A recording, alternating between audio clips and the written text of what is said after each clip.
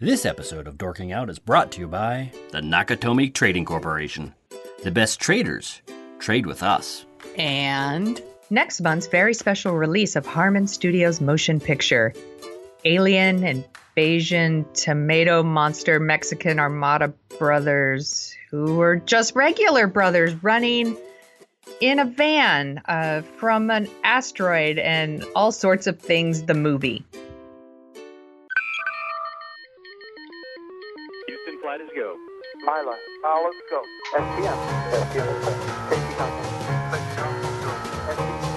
From Assignment X, Amalgamated Storytelling, and thesoniashow.com, it's The Dorking Out Show with Christopher Allen Smith and Sonia Mansfield.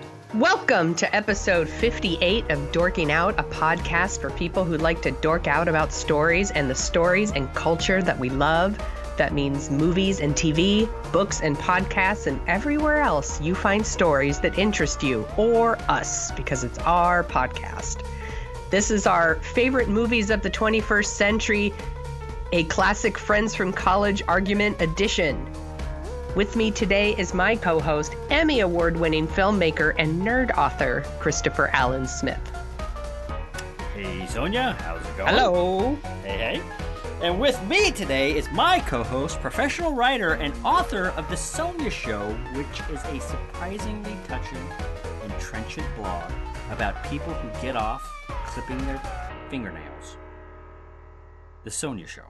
This Sonia is true. Mansfield. Actually, I can't even pretend that that's not a joke. That's exactly it's what that not blog a is joke. about. It's true. So, But specifically, it's about people who like to clip their toenails on public transportation. Please get it correct. is it that little tight click, click, click, click that you have to It's wait weeks for? Is that what it is? So satisfying. So satisfying. You know what? There's probably going to be somebody in our audience that's going to go to your blog hoping to read that. They're going to be so disappointed. Secretly, oh wow, finally somebody's doing the thing that I love. And they've like kept it to themselves, and they're hearing their favorite podcasters are really into it, and then they go to your blog. I'm sorry. You know what? I would just like to take this opportunity to apologize to our audience for getting their hopes up. Sometimes, you guys, you just can't get what you want. That is not what her blog is about. Wow! We are 2 minutes in, and we are in the weeds. We are already off That's right. target. Stay on target. Doesn't matter. All right, in this week's episode, I'm going on vacation.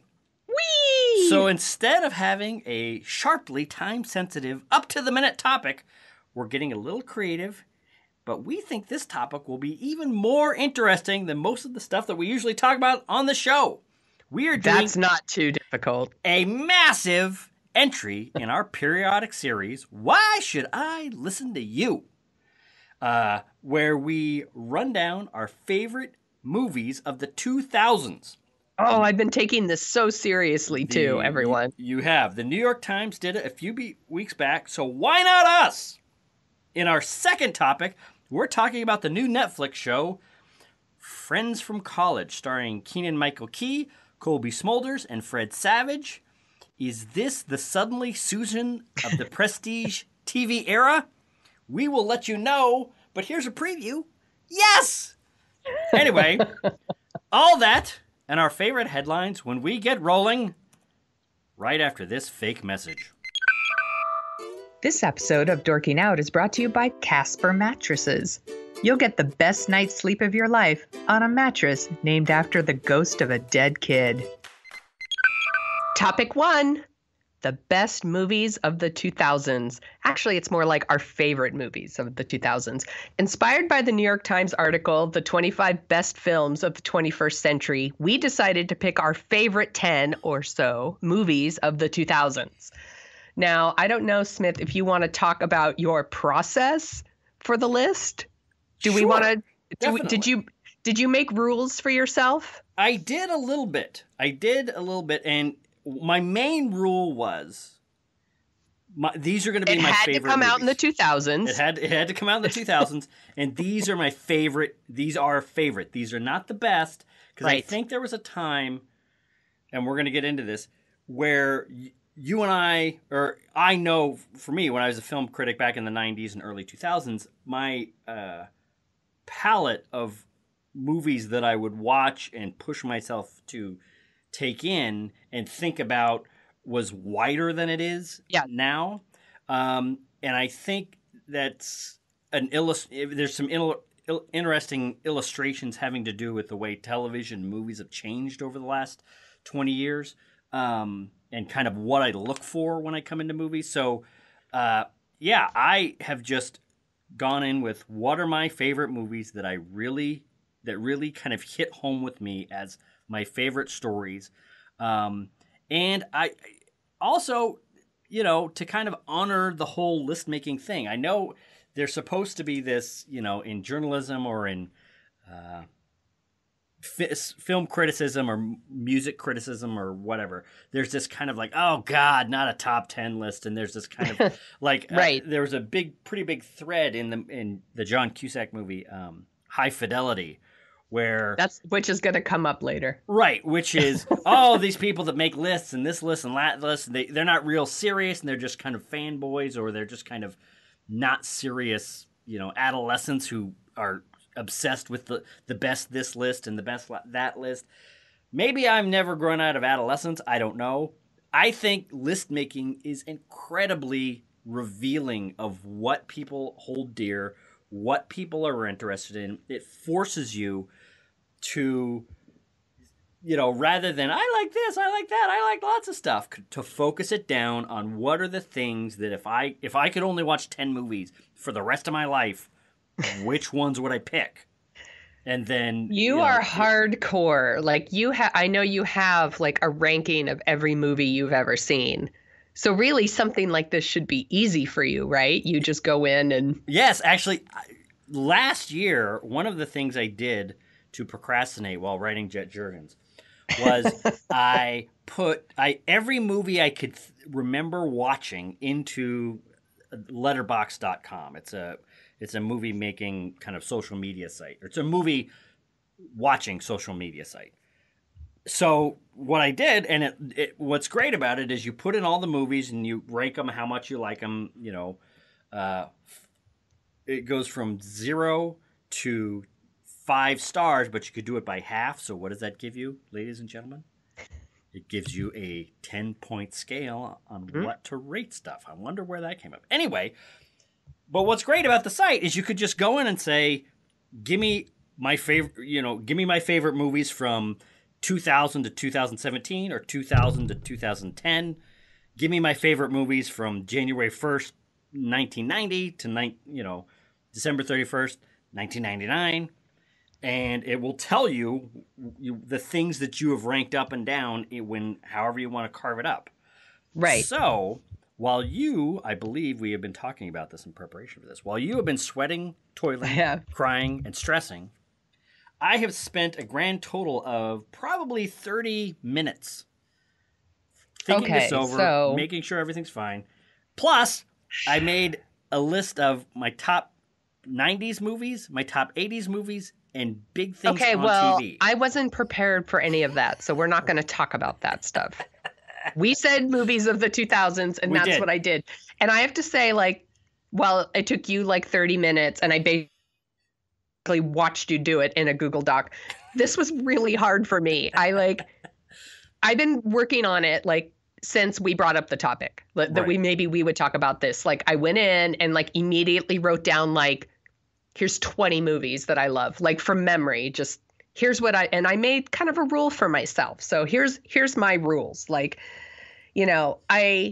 really tried to factor in rewatchability, which will favor a lot of older movies. There are some newer movies on here, but I tried to pick the movies that I keep coming back to, or that when I see it's on, I'm like, that's on, and I'll watch it. And I tried to be really honest and pick the movies that I personally connected with. Mm-hmm. Not I could absolutely sit here and be I've made a list of the most influential movies, right? Or what I think are the best movies, and that list will look nothing like the list we're going to talk about. Right. It would be like Children of Men and Glorious Bastards, Mulholland Drive.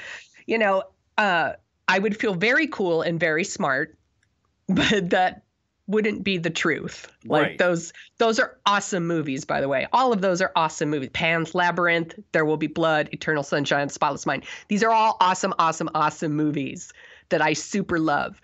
But like, I don't go back to them. Right. Not even like, oh, I sit down and watch them. Like, it's like I don't even go back to them in my mind. Does that make sense? No, it does makes total sense. And what I think is interesting is, there is, when we were critics, and we still kind of are critics on this show, but I think we're a little bit more laid back or a little bit more, I don't know, I want to almost say like regular person about this. When you're a critic, you watch a movie and you think about how it impacted you, and then you think about how it lives in relation to other movies, how it ties into film history. So its estimation can kind of go up and down based on these factors that are apart from how most people watch movies. Most people sit down, they watch a movie, they go, I like it, and they're done.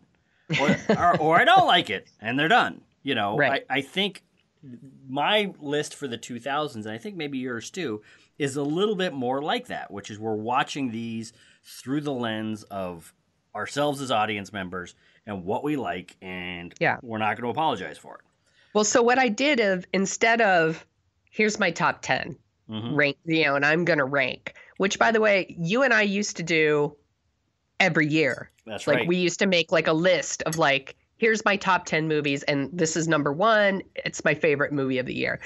I'm clearly incapable of such decision making now. So instead, I broke mine up into categories. Right. So I'll have like my favorite animated movie, my favorite chick flick, my favorite action movie, like that sort of thing. So my list will be kind of formatted a little different than your list, but it's still 10 or so movies. But here's something that I think is interesting, and we have a couple duplicates, I see. We do, but I've seen my movies. I think yours is a wider list, and I just went with straight, and it's very valid the way that you chose to do yours, and everybody has their own process. Mine is a very dude movie heavy. It may as well be like the top 10 2000s on IMDb, where it's very dude movies, and I love IMDb, but when I think there's like 5 Tarantino movies in the top 100 of all time, it's like, all right, guys, we get it. Yeah. I love Tarantino too, but Sweet Christmas. I also did some things where like, and I'm sure we're going to get into this, so let's just get into it. Like, I didn't put like any Marvel movies on my list because I feel like that's something we talk about all the time.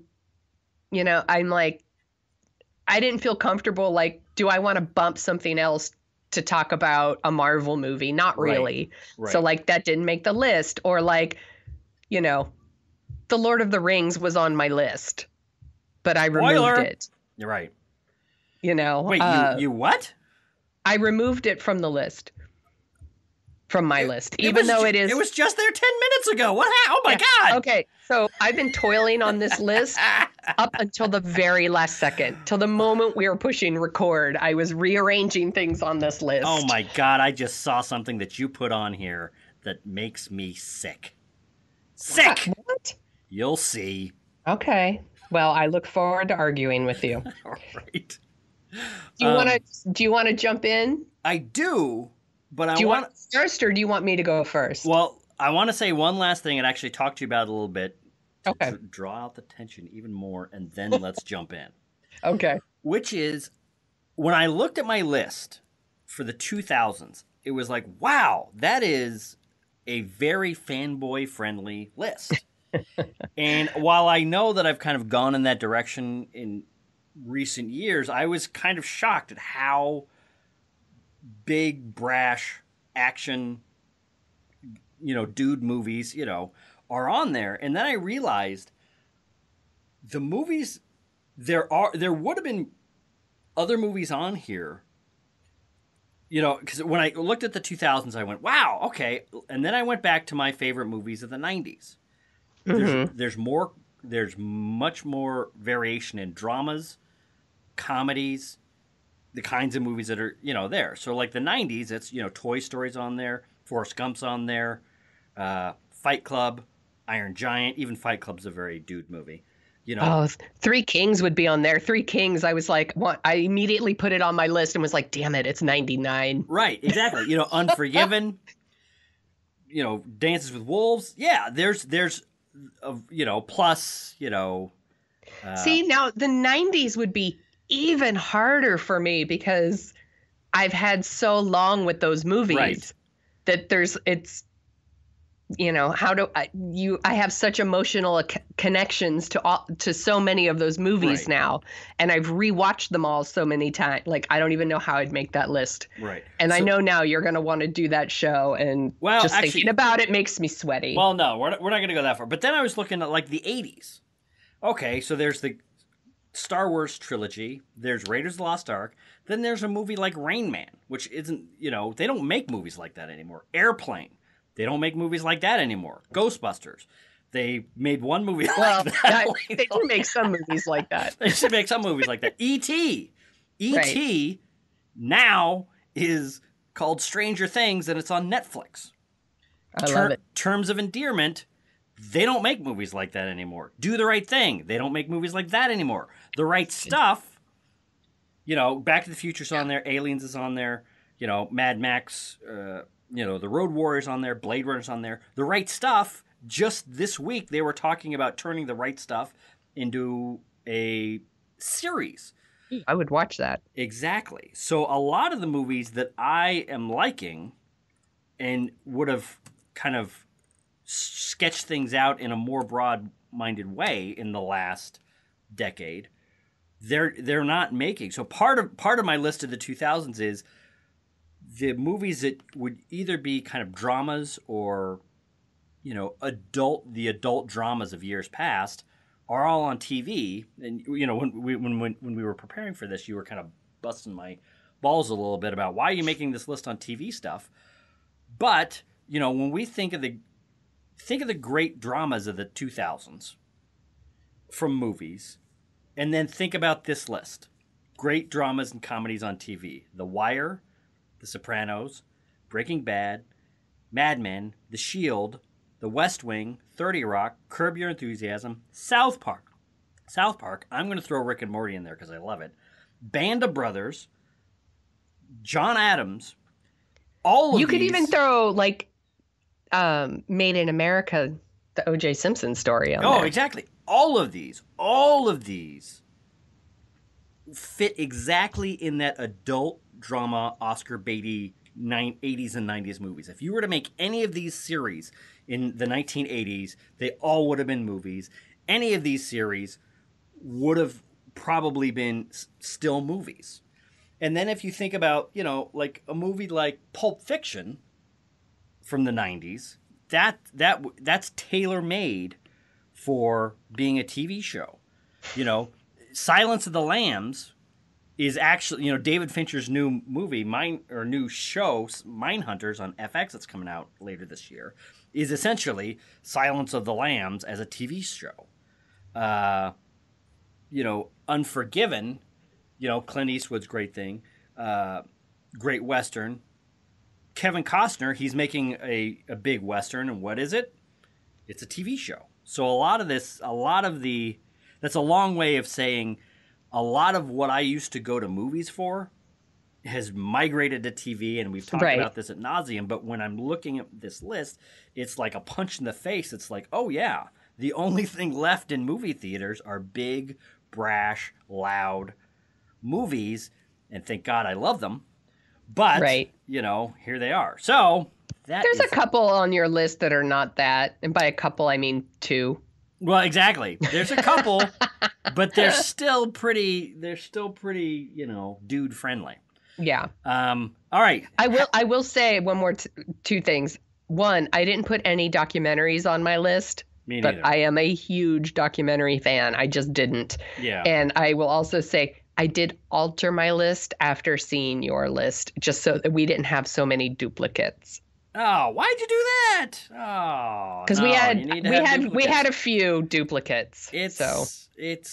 By the way, I left 2 of them, but I Well, good. removed 2 others. All right, So so we didn't have like 4. That's right. So, I'm sorry, Peter Jackson. Sonia did like Lord of the Rings until she found out I liked it, and then it was dead to her. Okay. Well, is that your first one? No.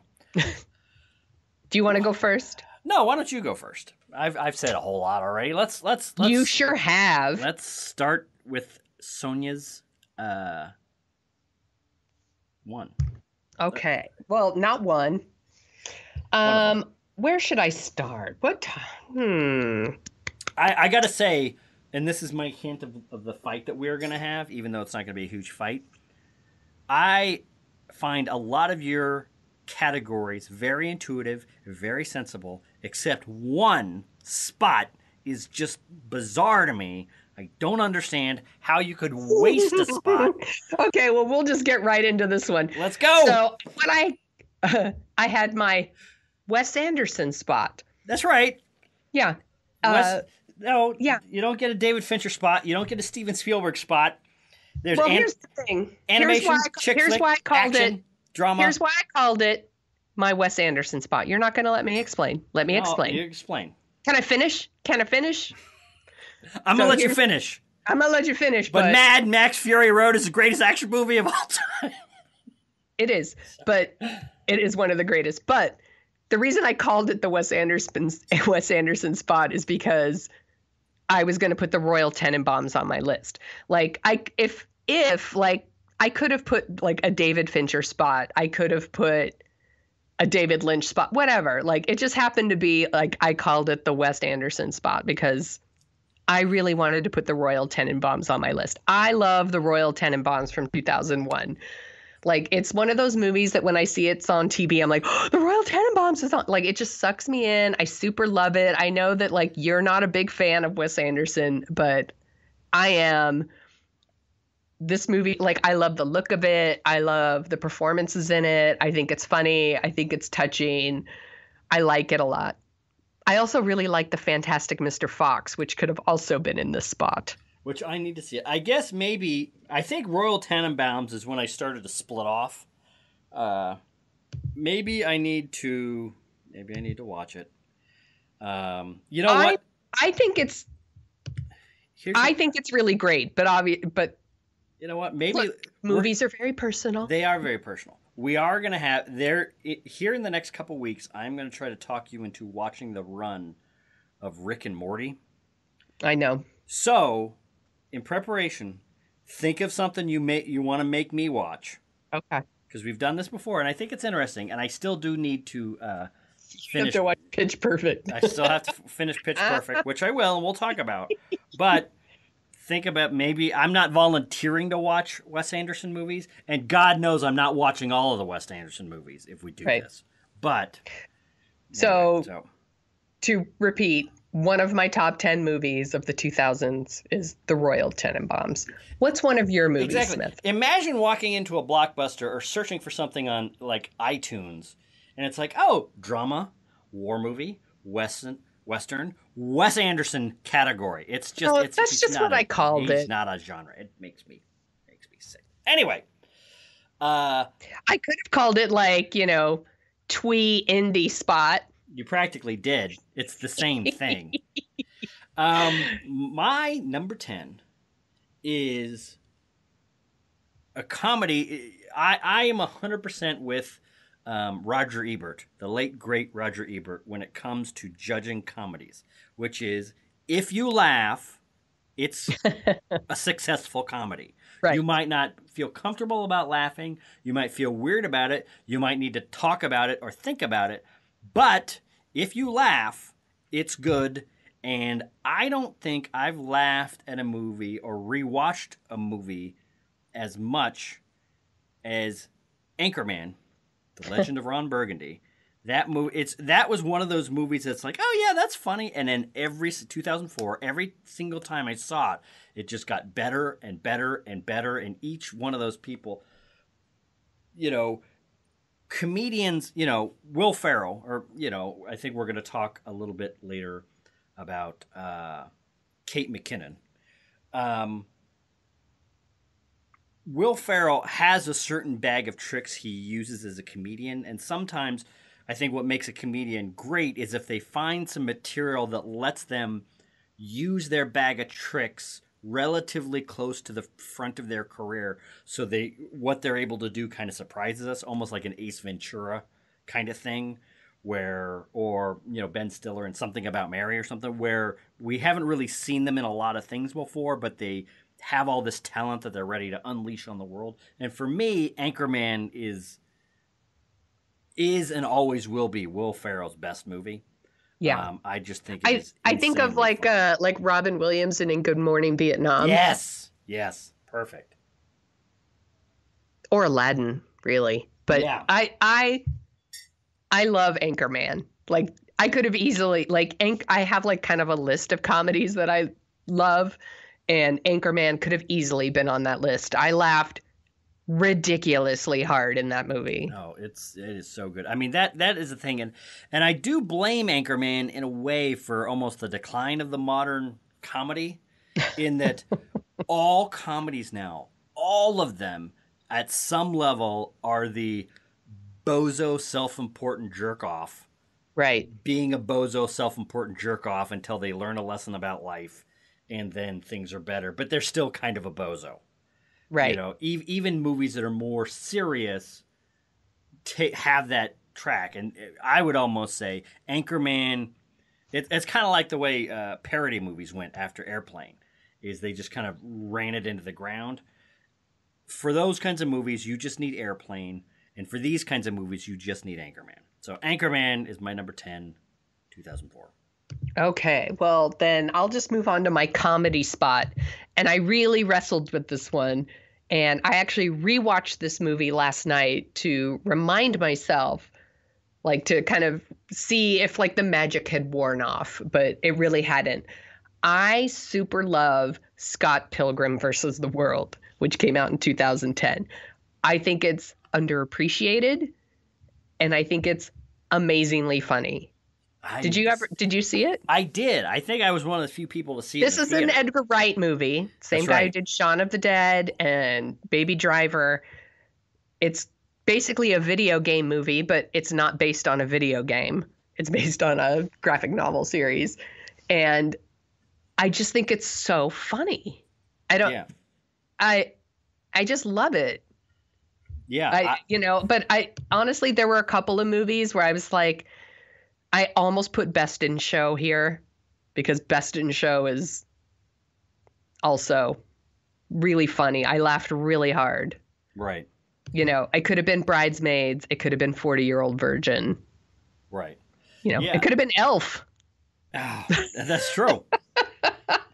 And I will say, in a few years, something like The Nice Guys might be on this list. That's a really good, funny movie that but it's new. Yeah. So I haven't had that time with it. Yeah. You know what? I feel like it's one of those movies though. I agree with you. And it's one of those movies that kind of rises through the ranks. And there's one movie on my list that has to be on my list. But even now when I look at it, it's like, God, did I really put that high? Am I really putting this on the list? And then I think about how many times I've watched it and how I enjoy all these little moments. Of course it's got to be there. And now that I think about it, it's so funny when you just think about the movies that just affect you. Yeah. And you can't help it. And the way they touch you or make you feel, or that you keep replaying it in your head, or it just, you think about it all the time, or it's a touchstone for you and your significant other, or your sister, whatever. Right. That's what's awesome about movies. I agree. So yes, Scott Pilgrim, I need to watch it. And yeah, I think you're right about The Nice Guys. I have a feeling that I'm going to like it 15% more every time I see it. Yeah, that's exactly what I think. Yeah, so. But I fully acknowledge that Scott Pilgrim isn't for everyone. Michael Cera is definitely an acquired taste, but it's got a lot of he's in it. Anna Kendrick's in it. Kieran Culkin's in it, and Brie Larson is in it, and Chris Evans. No kidding. Oh, that's right. You know what? Yeah, I got to see that movie again. Oh, and Aubrey Plaza. There's a really good cast here. Wow, that's a crazy cast. Now that you're... I feel it's underappreciated, and that's what kind of moved it up. But like I said, there were a couple other things that could have... Napoleon Dynamite could have been on this list. Right. Anyway, continue. So, my number Next 9. pick. My number 9 is actually a tough pick.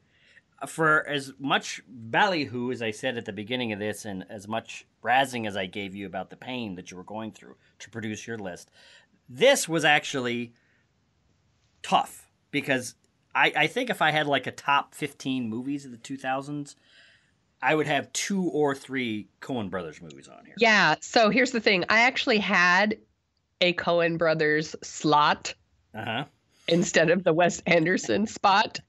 But I saw that you had No Country for Old Men on your list, so I removed that because I knew we were going to talk about it. Because, so I don't want to step on your thing, but... No, that's fine. But Oh Brother, Where Art Thou... was on my list for a little bit. Was on my original list, for sure, and then I removed it. What was on your original list? Oh Brother, Where Art Thou? Oh, I thought you said something after that. No. Yeah, Oh Brother, Where Art Thou was on my list. That is a fantastic... oh, God, I love that movie. Then True Grit, which we've talked about our love of Westerns before, and man, that one, 2010. It's really good. Mwah.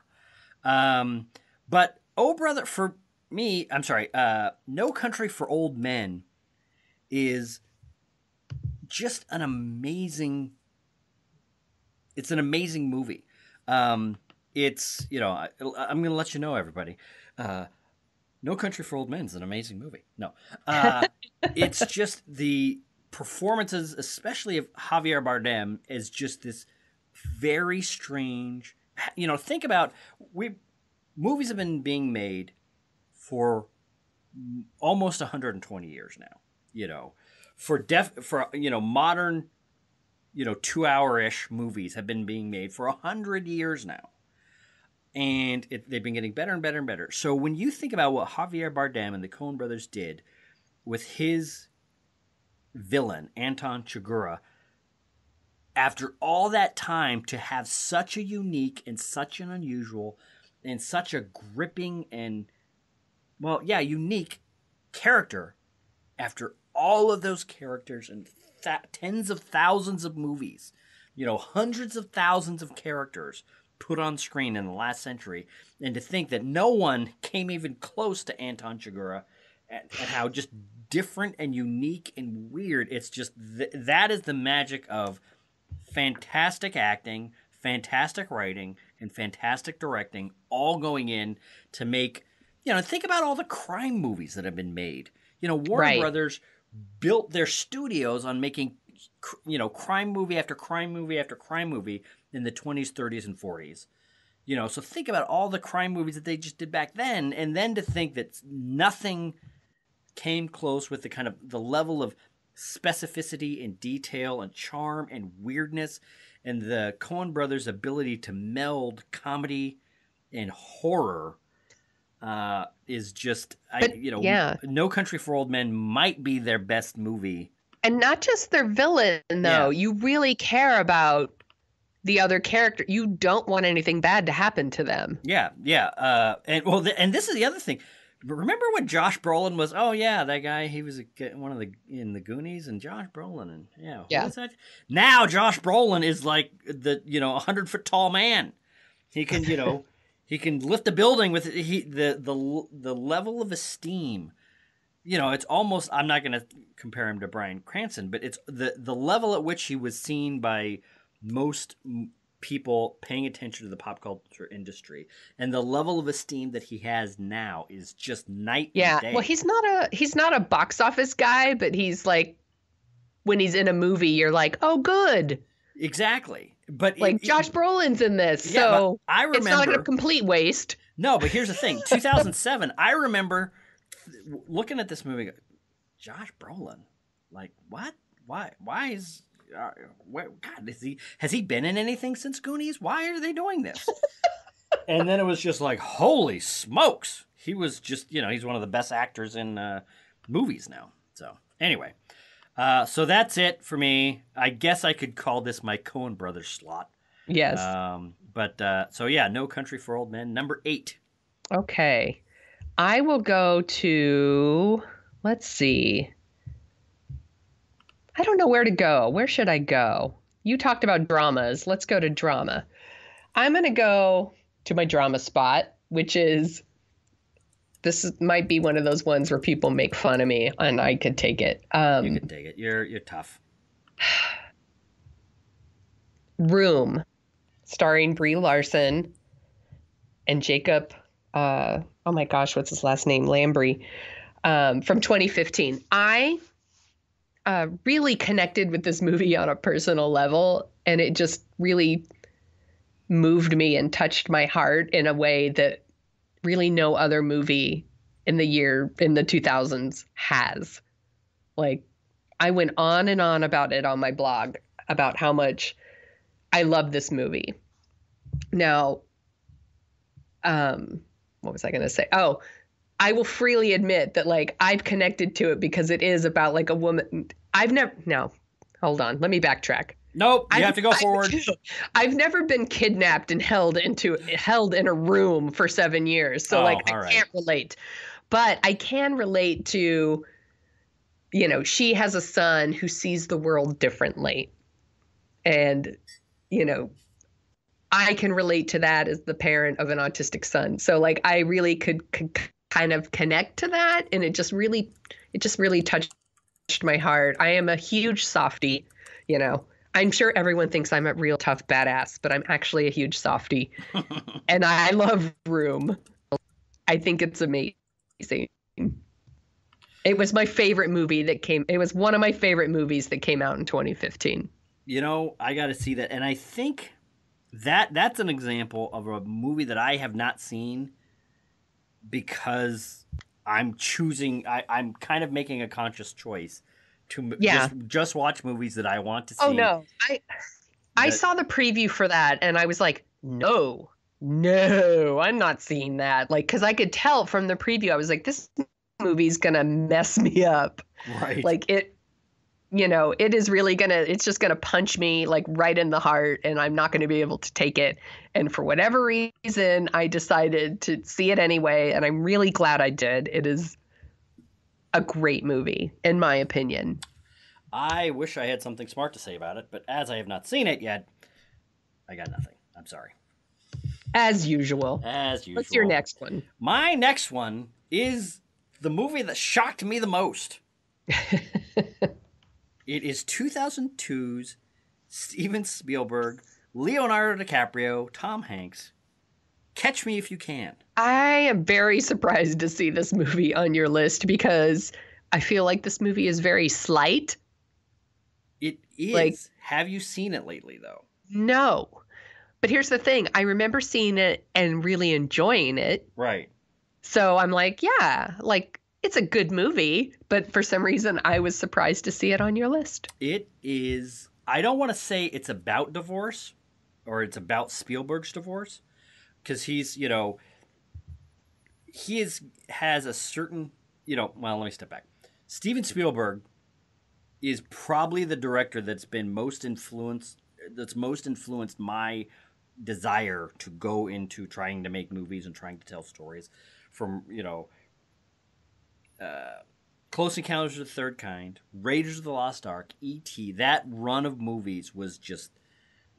It was just like yanking me into the movie theater over and over and over again and hitting me with certain levels of wonder and adventure and comedy and, the way he would meld, the spectacle of UFOs to Richard Dreyfuss's screwed up family in Close Encounters of the Third Kind, like a real working class family, was just, anyway, I just love it. Anyway.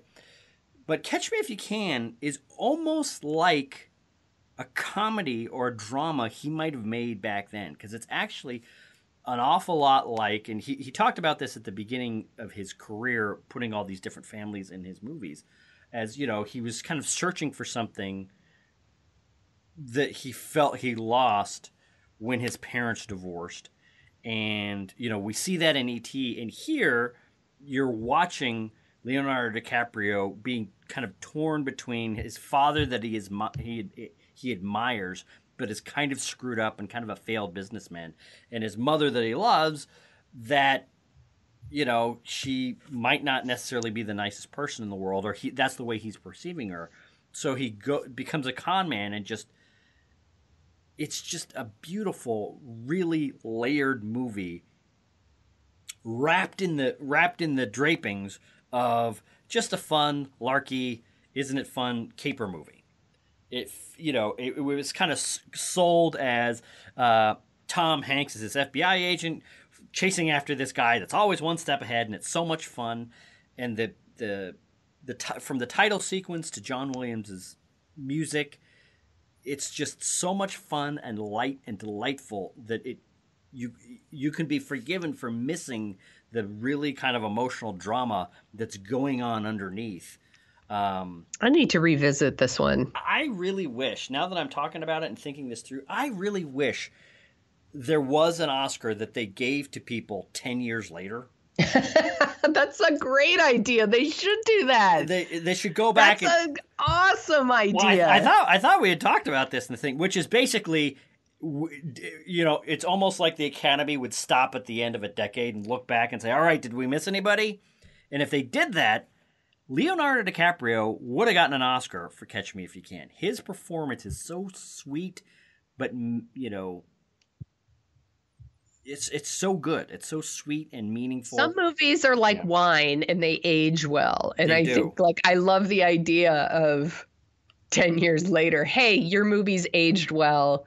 It's actually being remembered. Everyone's talking about it. It's Oscar. Like, here's your Oscar, kind of, it would almost be like a remedy to things like, like when Crash wins Best Picture and everyone gets mad and stuff like that. No one's talking about Crash other than, hey, remember that time Crash won? That was ridiculous. Exactly. That's the thing. Because then if they did this, they would have hit 1980, look back and go, oh, crap, we got to give Al Pacino like 3 Oscars.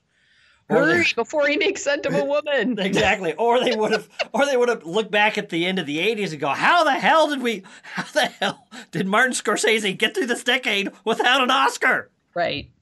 So anyway, Catch Me If You Can, Steven Spielberg. There you go. Okay. I'm going to go with a fun pick now. I'm going to go with my chick flick spot, which is Bridget Jones' Diary. Anyone who knows me knows this was going to be my pick. I am a big fan of Pride and Prejudice, the Jane Austen book, and also the movie from 2005, but that's another thing. I love Bridget Jones' Diary. I think it's super funny. Anytime I see it's on, I watch it. It makes me swoon. Like, I love Colin Firth in it. I think he's so dreamy. And I love Hugh Grant as kind of the wrong guy, kind of as Mr. Wrong.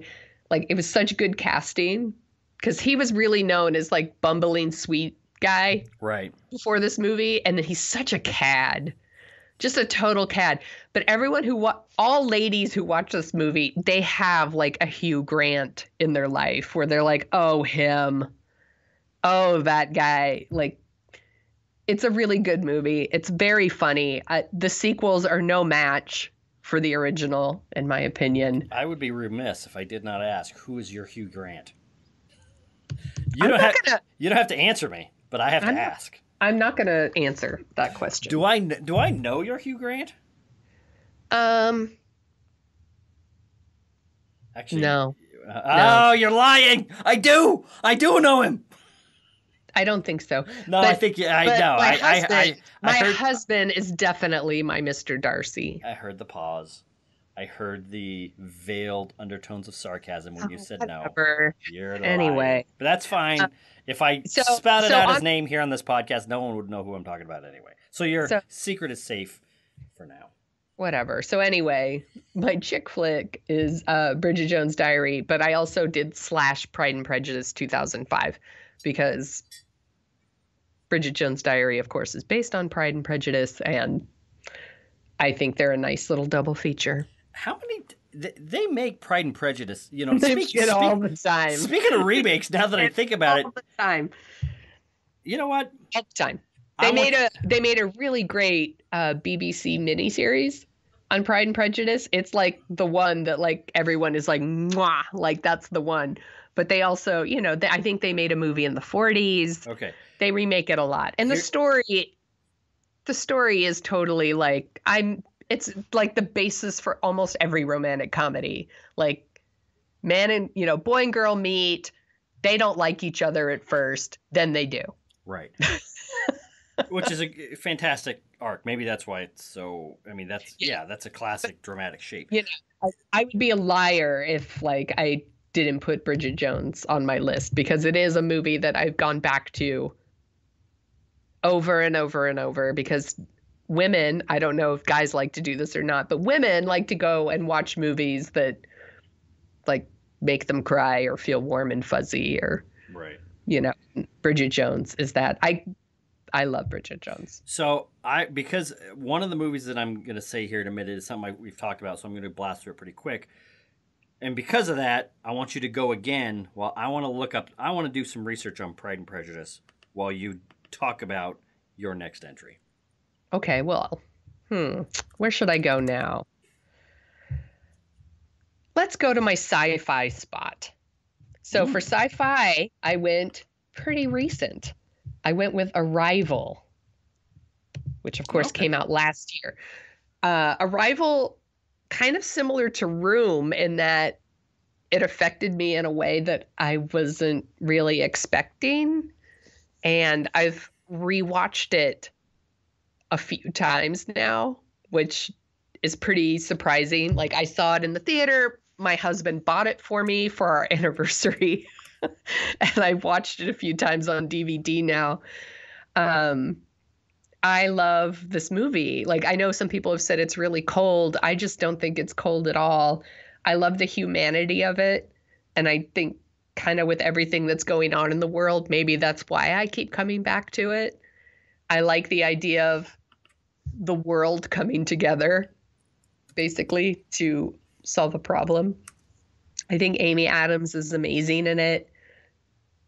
I don't know what else to say about it. We've reviewed it on the show, so I don't want to repeat myself too much. But there was a lot for me to love in this movie. I love how it looks. I love the music in it. I love the performances. I love the message. I think the aliens are really cool. And I like that everybody's smart. Like, people aren't stupid in it, They're really smart. And I like how we get to see them like decipher the alien language. Mm-hmm. Like, in some parts it's a little simple, but like it has to be, the movie can't be in real time. It needs to move along. Right. So I'm fine with that. I think it's an awesome movie. I think that's one of those ones that 10 years from now people would go back to and be like, oh, everybody was talking about Moonlight and La La Land, and in the middle of that is Arrival, which I think is a really, really awesome, great movie. I need to go back and see that. I saw that in the theater. I liked it, but I have a feeling that I'll like it more. It did seem a little chilly to me, but I don't know. Sometimes you watch a movie and you're just not in the mood, even though you kind of have to watch it for. I will admit, when I saw it, so I saw it right after the election. So I was in like the right frame of mind for this movie. It was kind of the right movie at the right time. Right. And I was like, I needed it. Like after the movie was over, I was like, oh, I needed that. This was perfect. And I was a little afraid to watch it again because I was afraid the magic would wear off. Right. But it really hasn't. Right. I love it more every time I watch it. Cool. It's in constant. It's funny that that's what my husband bought me for our anniversary. He's like, please stop talking about this movie here. Here, watch it, get sick of it so we can move on. What's your next pick? Well, I will do my next pick, but first I want to say there's at least 17 adaptations of Pride and Prejudice. Yes. There's also a Bollywood one. Okay, I'm sure. Well, Prejudice. I found there's so many adaptations of Pride and Prejudice. When you go to the Wikipedia for Pride and Prejudice and go to the adaptation section, they just say there's a lot. Here's a couple notable ones. But there's one in 1938, 40, 49, 52, 58, 67, 80, 95, 96, 2001, 2003. There's Bride and Prejudice, 2004, 2005, 2008. That's the Keira Knightley one that I love. 2000, the Lizzie Bennet Diaries. That was a web series. I didn't watch that. Unleashing Mr. Darcy is a TV movie, 2016. Oh, and then Pride and Prejudice and Zombies, which I don't know if you want to count that one, but still, we talk about adaptations, we talk about reboots, relaunches, whatever. No one ever mentions the Pride and Prejudice canon. Canon, which is jeez Louise. Anyway, it's because it is like the perfect like romantic comedy trope. Exactly. Well, and here's a little bit. We talk about the internet and what's the internet mad about and sexism and women getting harassed online. I mean, it's a topic that bubbles up because of a lot of fandom and having to do with the movies that we like, and they're kind of unfortunately associated with it. But you never hear like about a pack of pissed off online women bitching about how their childhoods are being raped by a remake of Pride and Prejudice. Right. You're ruining it. You're doing it. Yes, exactly. So, sorry. Anyway, I just thought that was, now that we're talking about this, that was a very interesting light into modern internet fandom culture. So, what's your next pick? My next pick is a movie that I think we've talked about 2 or 3 times on the podcast, which is why I'm going to blast by it. Okay. Zodiac. Yeah. I wrote that in my original, 20 films that came to mind immediately. David Fincher's period piece about the Zodiac killings in the Bay Area. We talked a lot about this and about my accidental visiting of several murder sites back in our favorite movies about journalism a couple months ago. We also talked about it on our favorite scary movie edition with Patrick Bromley. We did. So, yes, Zodiac. So I'm not going to say too much more about it here because this is already going to be a legendarily long podcast, but that's fine. Number 6, though, is a movie in a series that is one of the oldest movie series in Hollywood movie history. And I think that if it were not part of this movie series, it would be regarded as one of the greatest action movies of all time. It would be up there with Die Hard. It would be up there with Raiders. It would be up there with The Matrix. It would be up there. It would be up there as a great action movie that would launch a new character. If this would almost be like the beginning of the Jason Bourne series, Mission Impossible, where you make the first movie, it's so good, maybe not Mission Impossible, it's so good, it's so impactful, it's so unexpected, or like Die Hard, where it's just like, wow, that character in that movie was unbelievable, we need to make a lot more of those, and they just stamp them out. What's the movie I'm talking about? Then they ruin it. Yeah, exactly, then they ruin it. But this one is a series that they have not ruined, even though they've tried an awful lot in certain instances. This is the 2006 relaunch starring Daniel Craig of the James Bond series Casino Royale. This is actually, you could trace our entire reboot freak out culture back to this movie. Because when oh my God, he's blonde. Exactly. He can't be Bond. Exactly. Bond has brown hair. That's right. That's right.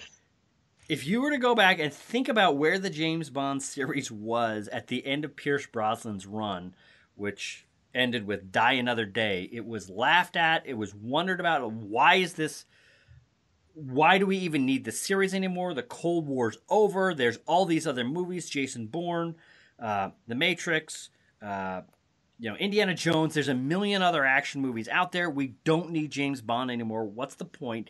They'd already tried to relaunch the series a couple of times in a more serious tone with Pierce Brosnan's GoldenEye and Timothy Dalton's Living Daylights after they kind of got very campy and long in the tooth with Roger Moore in the 80s. I like Living Daylights.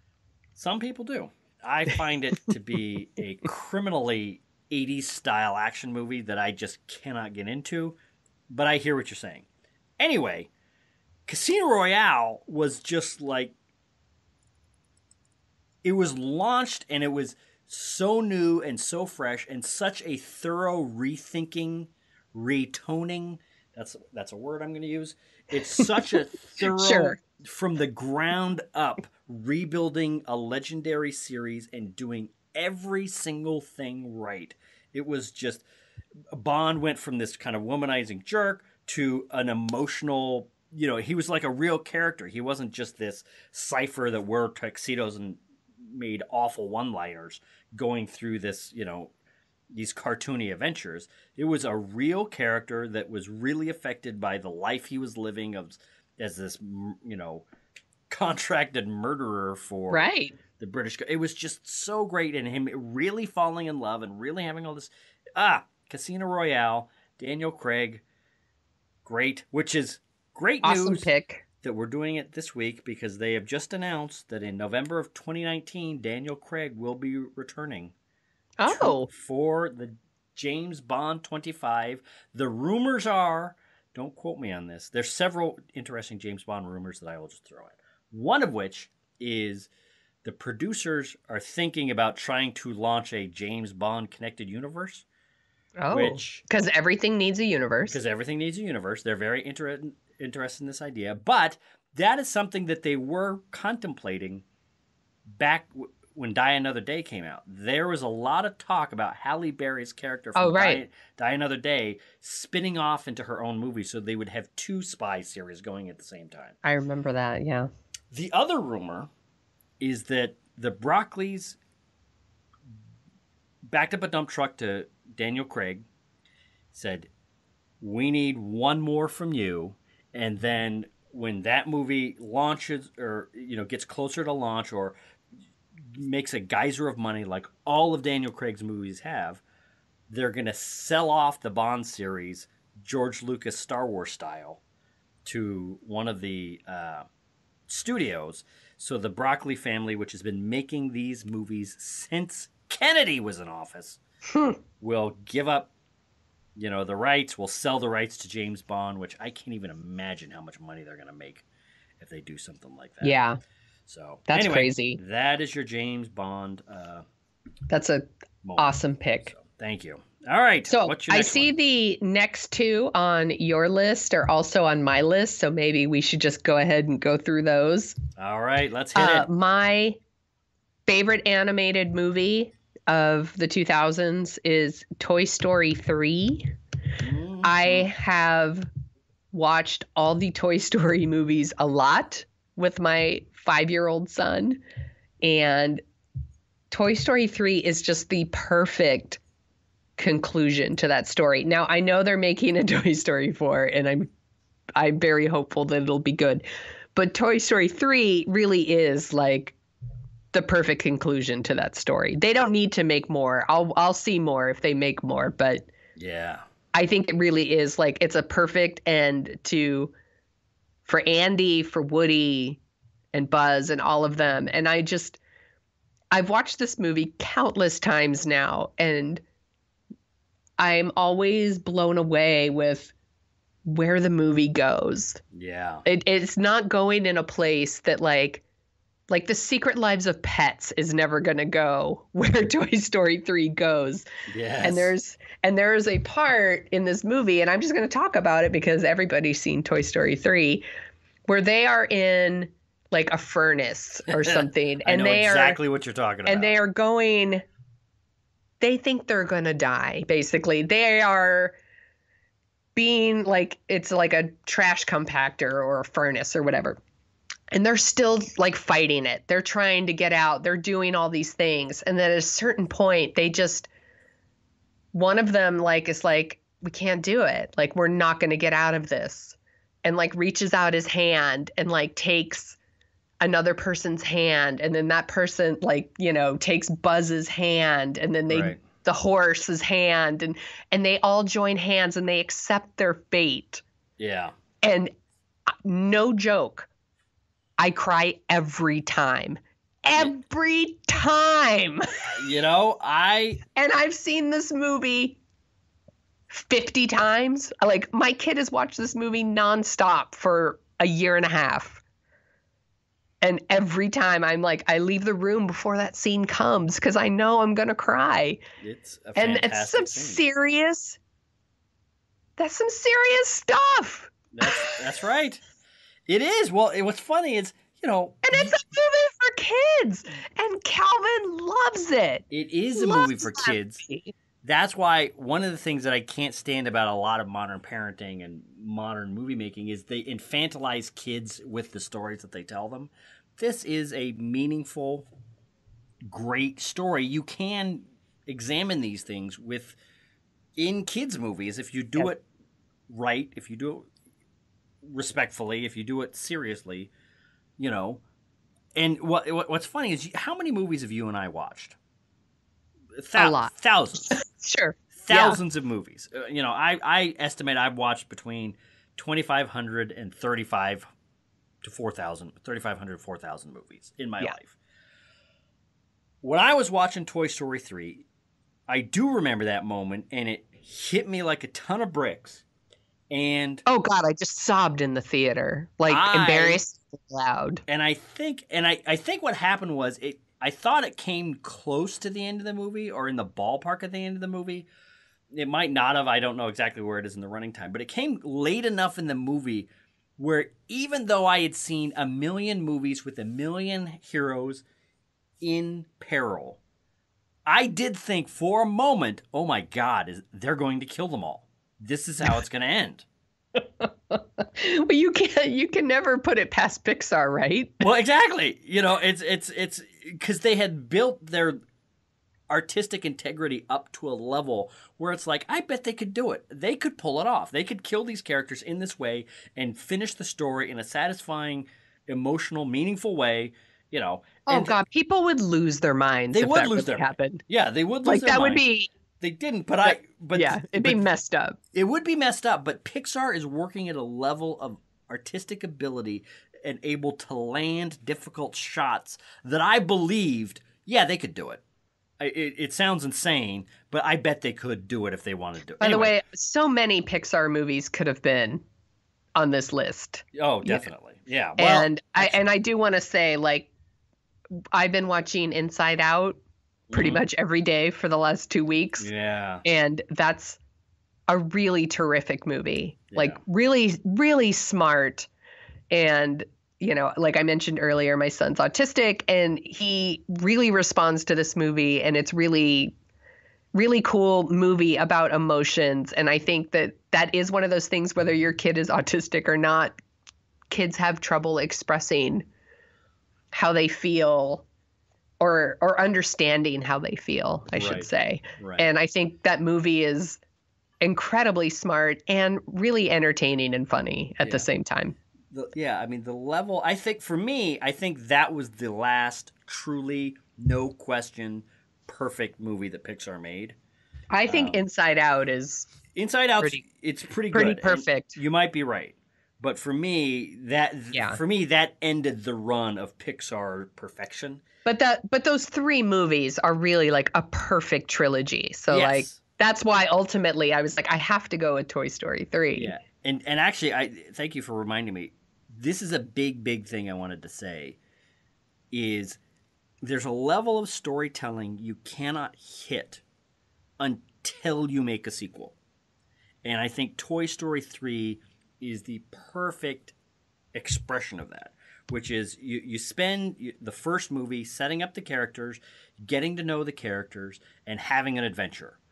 You know, that is the most you can ask for any movie. But when you get to a second movie, is you know the characters because you know the characters to that level, you can go deeper and deeper and deeper. And if you're still, that's why a lot of part twos actually go up in quality. One of them, a couple of them are coming up on my list, where you get, like Empire Strikes Back, Godfather 2, there's more examples that I can count. I don't want to spoil my list here. But once you know characters, you can dive deeper, and Pixar's ability to really get into, toys, Woody and Buzz and whatever. And Jessie. It's just, oh, God, it's so good. And the other thing is, the last thing is, I think one of the things that hits me about that scene that you talked about in the furnace is, if I remember correctly, and I could be wrong, and actually now I think about it, you've seen it probably a lot more than I have recently, so you could be right. I don't actually think they say anything.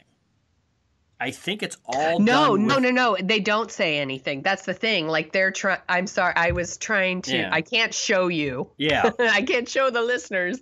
So I was trying to explain. Like they're all just trying to get out, and they just accept their fate, and they reach out and they join hands. It's all no talking. It's all done with body language, expressions, music.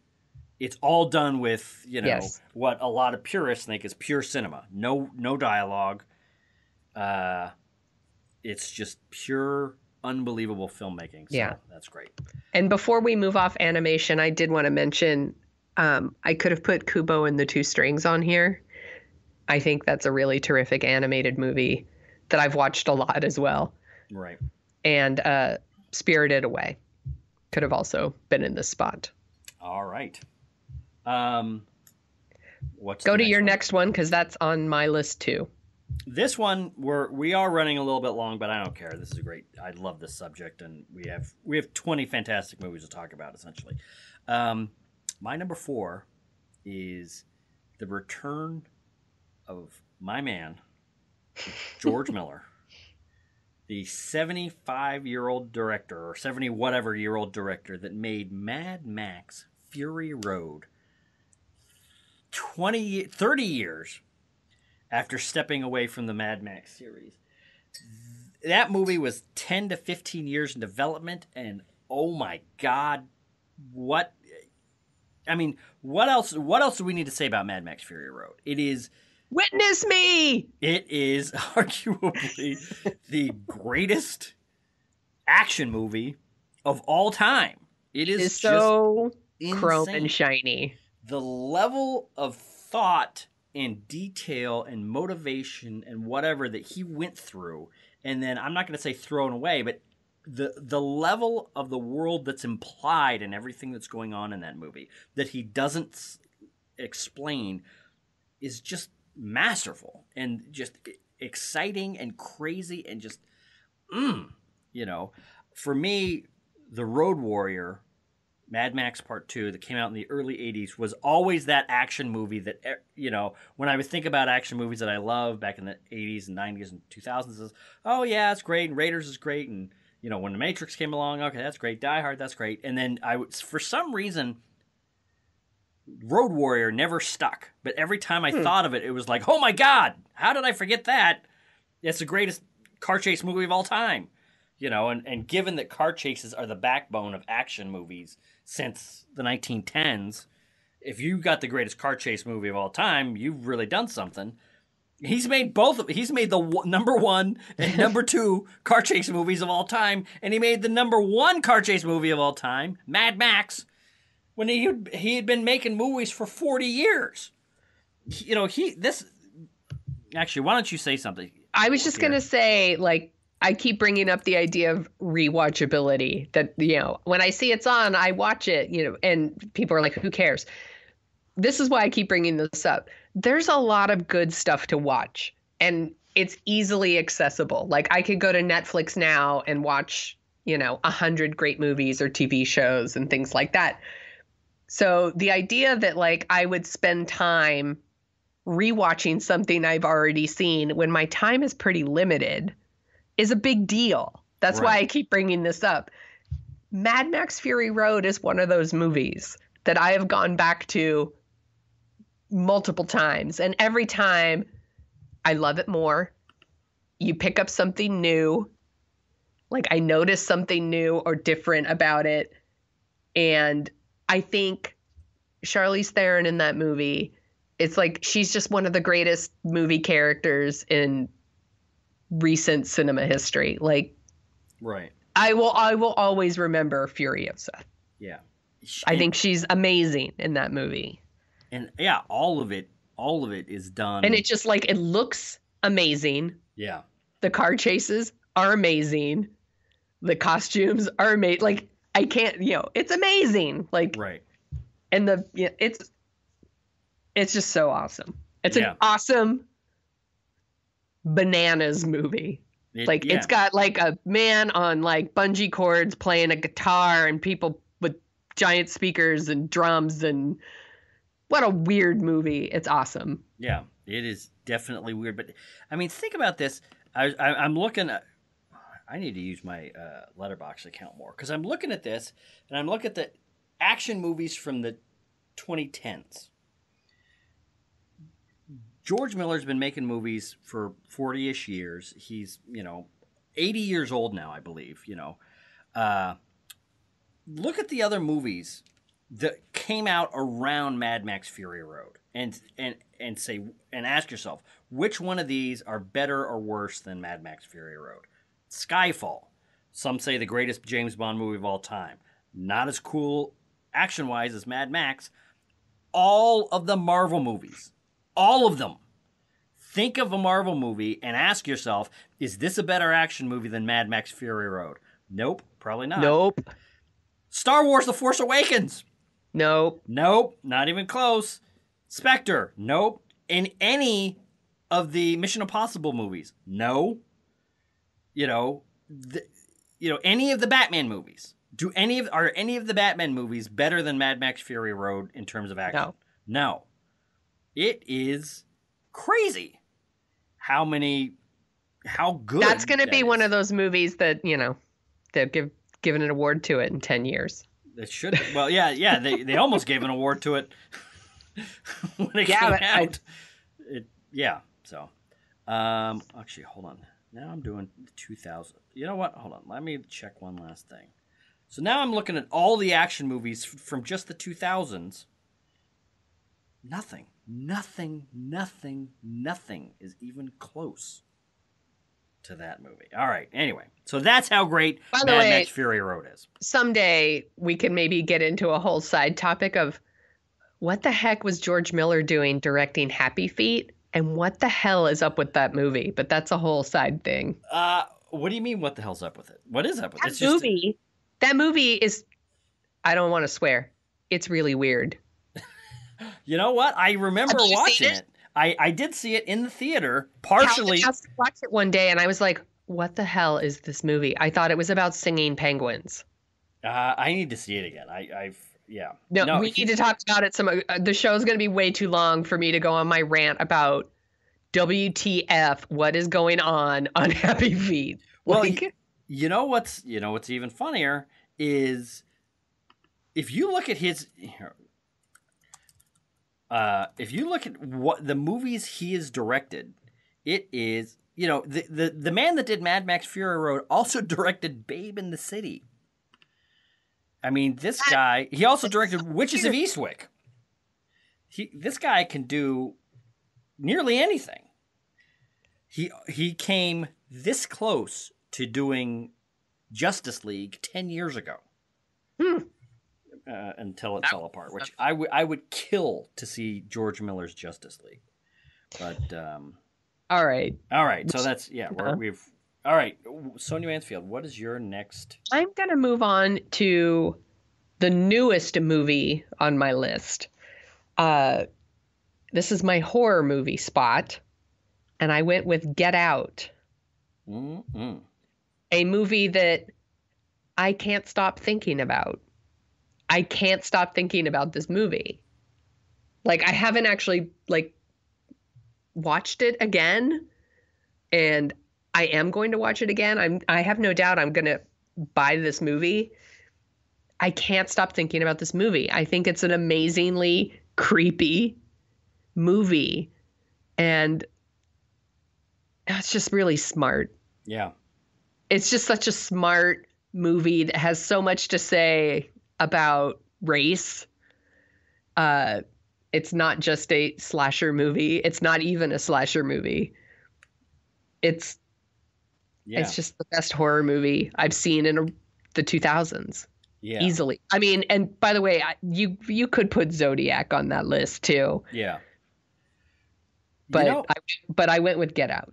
Well, it's interesting because in a weird way, Get Out Viewed this the show, so that's why I feel like I don't need to go on and on. But Get Out is awesome. Well, it is fantastic, and in a weird way, it does connect into my number 3 movie in that.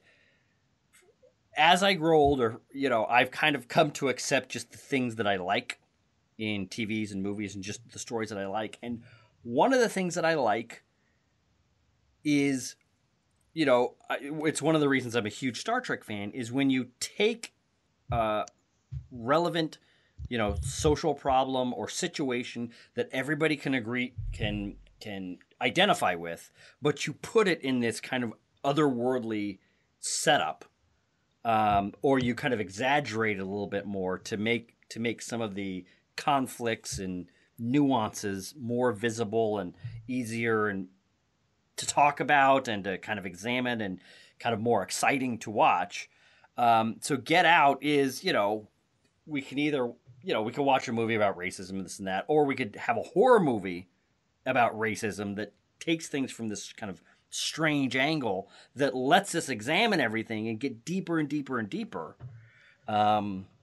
which is for me that is the reason I'm kind of a genre film lover, and that is the reason The Incredibles, a great family drama wrapped in a Pixar superhero movie, is my number 3. There's something about watching a family dynamic, watching the struggles of parents trying to bring up kids and kids trying to grow up and find their way in the world, but they've all got superpowers and they're fighting murdering robots, is just there's nothing better. That's a great pick.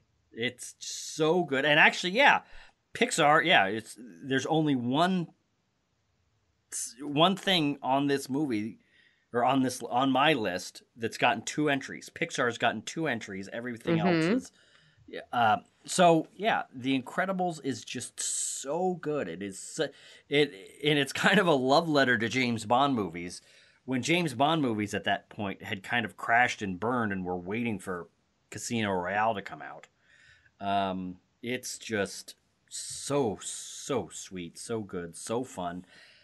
Finally, they're making a sequel to it. It's funny because Pixar has made all of these sequels, and other than the Toy Story movies, and the only ones we want are the only ones we want are Toy Stories, which they've given us a couple, and The Incredibles, which it's taken 15 years to get a second Incredibles movies, but I don't care.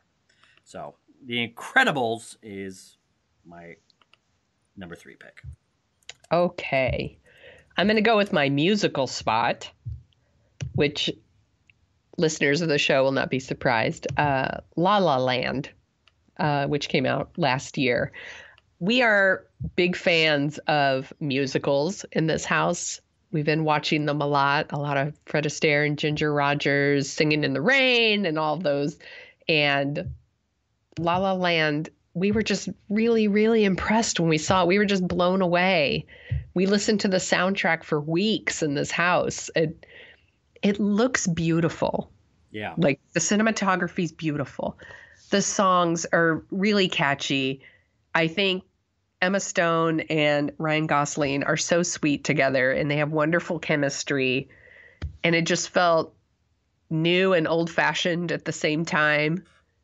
And I just could not deny that belonged on my list. And funny enough, I bought this movie for my husband for our anniversary the same time he bought me Arrival. God, your family is so nerdy. We are so nerdy because he super loves this movie.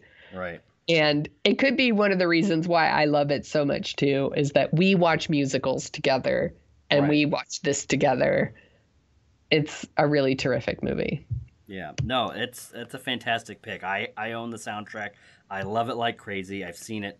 I think I saw it 3 times in the theater. It's if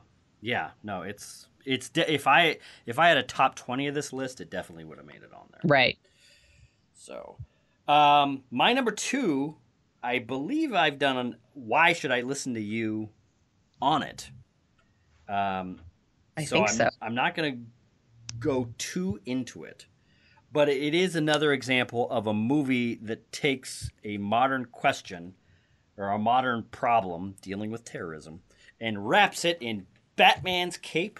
That is The Dark Knight. 2008's insanely good, one of the greatest movies of all time. Movies that I just think is incredible, and I've noticed. Here's the other thing. Heath Ledger's Joker is a performance of, like, I don't even know what to say, really. What's the word I'm looking for? I was going to say, like, the performance of a lifetime, but that's not the right way. That's not the thing I want to say. You're not wrong. You're not wrong, but that's not what I don't want to sound callous. A performance for the ages. Definitely. That's what I'm trying to say. Like, yeah. Well, that performance is bananas. It is bananas. It's definitely bananas. But I think for me, the thing that is so great about the performance is the writing. The conception of that character is a lot of times in movies, especially bad action movies, is the villain is doing mean stuff just to do mean stuff, just because the hero needs somebody to fight against. But when you think, when you really think about what is the villain doing and why are they doing it, it kind of breaks down and doesn't make any sense. And usually it turns out the villain is doing what he's doing because he's making life hard for the hero, and because the hero's got to be heroic, and that's it. But Heath Ledger's Joker has a very serious, deeply scarred outlook on the world. So everything he's doing makes complete sense if he thinks the world really is just meaningless chaos. And that, unfortunately for me, I think one of the other things that has affected my movie going over the, since 2001 are the September 11th attacks and the age of kind of background anxiety and pain having to do with terrorism and where the country and the world has gone in the past 20 years. And the Dark Knight... I think that's everybody. That is everybody. I'm like, absolutely. But we all watch movies through, like, our experiences, and we all have that experience. Yeah, and that's the reason. For example, like Room. Like, if Room had come out in the 90s, I would have gone to see it without even thinking about it. Right. But I had kids at the, I had my first kid in 99, my second kid in 2002. My wife was pregnant with him during the September 11th attacks, and I definitely did feel myself pull back, and it's kind of like that's one of the reasons I haven't seen Room. It's because it's, I don't want to put up with that. I don't want to think about that. I don't want to deal with that. Yeah. And when I went to go see The Dark Knight, I wasn't thinking about any of this. I was thinking, all right, new Batman movie. Let's see how this is. And it examined the real, true difficulties of dealing with terrorism. And when somebody has such a chaotic, awful, acidic, terrorizing outlook on the world, and they are motivated to put that worldview into practice, how good men deal with it is a fascinating question that usually is shirked by a lot of action movies and dramas and stuff. They never really examine the true difficulty of dealing with somebody that doesn't have anything to lose and doesn't view humans with any kind of humanity. Mm-hmm. And that, to think that all of that is going on in a comic book Batman movie is kind of insane, but that's what I love, and that's why it's number 2 for me. Yeah. So what? Awesome pick. Thank you. What is your last big movie before we get to honorable mentions? Okay. So this was just my free spot. I didn't have a clever name for this one. And I went with this is the one I was toying with because I have other movies under honorable mentions. They all could have gone in this spot, but I finally settled on High Fidelity from 2000 with John Cusack and Jack Black. I think about this movie a lot. It pops up a lot because it's one of the few movies I've seen that talks about kind of what happens after Happily Ever After. Mm-hmm. You know, I would say like, before sunset and before midnight also tackle this sort of subject. But High Fidelity does it with more comedy, a lighter touch, maybe. Right. Because it opens with like John Cusack and his girlfriend splitting. And it's about like, he's just one of those, he's like a lot of people, you think the grass is always greener. And that when the relationship becomes work, you think love is dead, or, you think it's gone. You think it's stale or whatever. And that, you want to move on to like the hot new thing.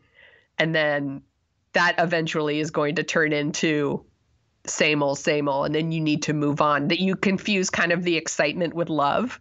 Right. I guess. And I think that that's really interesting topic for a movie. And I think it handles it really well. And I think it's also really funny. I think it made Jack Black a movie star. And I love John Cusack in it. And I think about that movie a lot. Right. No. So I had to put it on the list. That is a fantastic movie. I need to. Yeah, it's funny. As we're going through these, I'm looking at your list and thinking, oh yeah, I need to go back and look at that. And it's another one that when I see it's on, I'm like, oh cool, High Fidelity's on. Like I'll go back to it. Right. Definitely. So go for it. My last movie before we get to honorable mentions, because why not have a 3-hour show? Just kidding. Peter Jackson's Lord of the Rings. Now, a lot of you might be saying, well, that's 3 movies. That's cheating. No, it's one big story broken up into 3 parts. It's the same way it was with the book.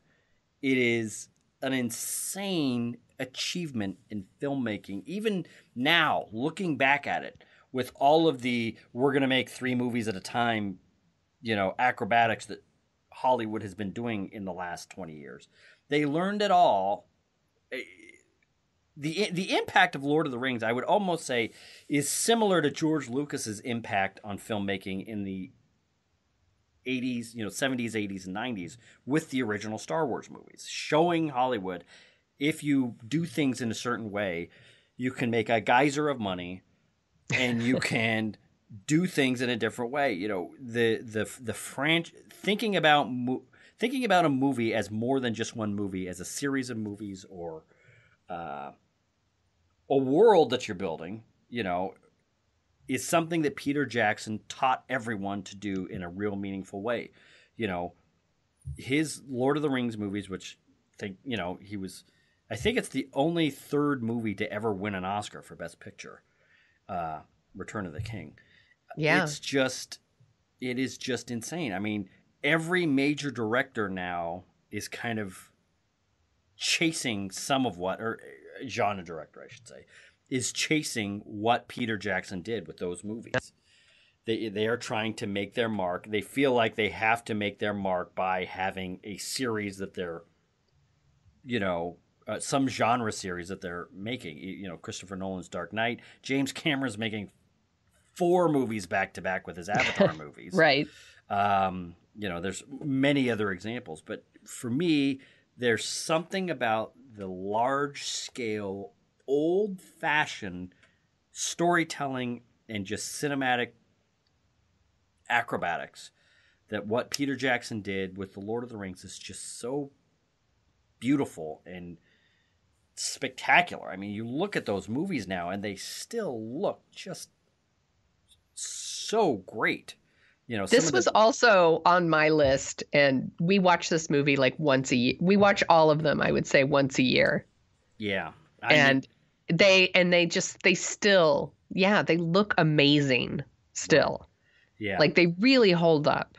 They do, and just the filmmaking is action movies now. I mean, you look at John Wick, or you look at the James Bond movie Quantum of Solace. You look at the Jason Bourne movies. It's action filmmaking now is so frenetic, and Yeah. and cut up and all over the place. And you think about, still to this day, one of my favorite film going experiences was watching Two Towers for the first time, and that Battle of Helm's Deep is just so insanely perfectly done. Building up the menace, and looking at those two armies just facing building off. up the dread, and then also you get a sense where everybody is, right, and what's happening. Yeah, it's not a big CGI cluster, even though there's CGI all over those movies. Yeah, but it's not a big cluster. It's not a big mess. Like you know where everybody is in relation to each other. Yeah, and you always know what's happening. Yeah. And that, for me, Spielberg does this better than anybody. But for me, that is one thing I don't understand why directors constantly seem to forget this, is when you know where everyone is, when you know what they're doing, there's almost like at the beginning of these scenes, great action scenes, there's a pause where we've set the table, everybody knows where everybody is. So when the pin drops and stuff goes crazy, and I think the Battle of Helm's Deep has kind of one of the funniest beginnings to a battle of all time, where the guy shoots the arrow on accident because he's scared, and then hits the orc, and the orc gives this weird donkey sound, and he falls over dead. It is just very funny and crazy. And then all hell breaks loose, and it's That was originally on my list too, and I removed it because I saw it was on your list. Yeah. But it is an amazing feat. I've used the word amazing way too much in this podcast today, but it is an amazing feat of movie making. These are the best movies of the last 17 years, so I think you're allowed. But I removed it because I was like, I already knew we were going to talk about it. Right. So. But it's an awesome pick. So those. Actually, no, wait. Let's do. Should we do a couple honorable mentions? Yes. Let's do your honorable mentions. Okay. I wanted to give a shout out to the movie Her, which came out in 2013. I feel like that is one of those movies that is also going to age well. I'm actually kind of surprised that more people aren't still talking about that one. Right. Did you see Her? I did. I really liked it. I think it's really, really great. And I don't want to ruin it for anybody, but it's a really great movie. Couching Tiger, Hidden Dragon from 2000. Couching Tiger. That's where the tiger is on the couch. Did I say couch? I'm so sorry. Crouching Tiger, Hidden Dragon.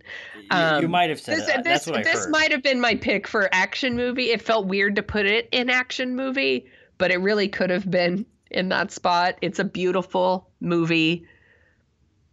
Another one that whenever I see it's on, I watch it. My favorite comic book movie of the 2000s is Guardians of the Galaxy. It's my favorite of the Marvel movies for sure. And then I also love Ghost World from 2001. Yeah, no, those are all. Well, yeah, it's funny. You're listing off all those movies. It's like, oh yeah, I should watch Crouching Tiger again. I should watch. Yeah, definitely, I should watch Her again. Ghost World. Yeah, all of those. And then let's see what else. Okay, so my honorable mentions. I'm gonna just blast through them real quick. The Marvel Cinematic Universe. If you were to ask me what's your favorite thing happening in movies in the 2000s, I would have to say the Marvel Cinematic Universe. It is just. It's funny because none of the movies raised to the level of making into the top 10 of my choices, even maybe the top 20. But the accumulation of really good movies that all connect and tell this bigger, broader story, this examination of what it means to be heroic, what it means to do the right thing, or try to do the right thing in the world when there's all these complexities to deal with. Plus, there's just tons of fantastic sci-fi crazy action. The Marvel Cinematic Universe, anybody that's listened to this podcast is not surprised by that in any way. And then 2 movies that I will just put under the Western category, Open Range and True Grit. There's nothing better for me than a Kevin Costner Western. That's a really, really awesome pick. And Open Range, I think people don't seem to talk about it all that much. I don't know what its kind of reputation is above, other than people who seem to like Westerns, but man, that is such a good movie. Watching Robert Duvall and Kevin Costner bro out and be real friends right before they think they're going to die in that movie, and is great. And it's also I need to revisit that one because I haven't seen it in a long time, but I remember super loving it when I saw it. It was really good. And the great thing about that is, you know, we've talked about a million action movies and the great sweep of film history. That's got one of the greatest and most realistic gunfights ever put on film. It's just I am amazed every time that movie is on. If it's anywhere near the gunfight, it's just I'm sorry, honey, I have to sit down and watch this for the next 30 minutes because we're in for something special. So, those are our favorite movies of the 2000s. This was really fun. I'm glad you made me make a list. You're welcome. I made you do it. If only I could make you do other things that are... Wait a minute. Hold on. Stop. That's coming out wrong. That's coming out completely wrong. Well, I guess what I'm saying is, if I had the power to make you do things, why did I pick... Hey, Sonia, make your top 10 movies of the 2000s. That's what I'm going to use my power on. Hey, Jeannie, you're going to give me any wish in the world? Hey, I'm going to make Sonia make a list. That's your plan.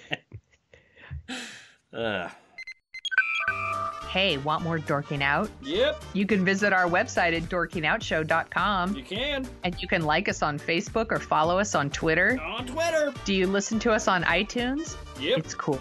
It's cool. We won't tell anyone. Nope. Please take a few minutes out of your busy day of pretending to work while you watch cat videos to give us a review on iTunes. Cat videos! For some reason, iTunes really cares about reviews, and it helps us attract more listeners, and you want us to have more listeners and be popular and cool, don't you? Yep. Of course you do. Yeah. And now, on with the show. Yeah. That brings us to topic 2, which is going to turn into a lightning quick review of Netflix's new show, Friends from College, starring Fred Savage, Cobie Smulders, and Keegan-Michael Key, not in that order. We were going to have, think of this as the Indiana Jones shooting the guy with the sword in Raiders of the Lost Ark. We were going to have this big, elaborate review planned. We were going to talk about the nuances of prestige television, what it means to be mediocre. But instead, we're just going to whip out the gun, and shoot the guy. We're going to go from a 10-minute huge long, 20-minute huge long action sequence right down to one shot. Pow! Is this show that centers around a group of people from college and the dynamics that a college group of friends has as they grow from their 20s to their 30s to into their 40s. This all takes place in their 40s. Is this a good show? Is this, Keegan-Michael Key, fantastic talent. Cobie Smulders was on one of the biggest shows of the last 10 years. They're both in this Netflix show. It looks great. It's, has people talking before it came out. Sonia Mansfield, you've seen 2 episodes. What do you think? I hated it. Why'd you hate it? Because it's stupid. Nobody talks like that, and nobody behaves that way. And it has a really good cast, and it just wastes them, and that's why I hate it. It is really funny because it looks fantastic. And Sonia and I were joking about this, and we joked about it at the beginning of the show. Imagine taking a script from a mediocre mid-'80s to mid-'90s sitcom, like a Mad About You,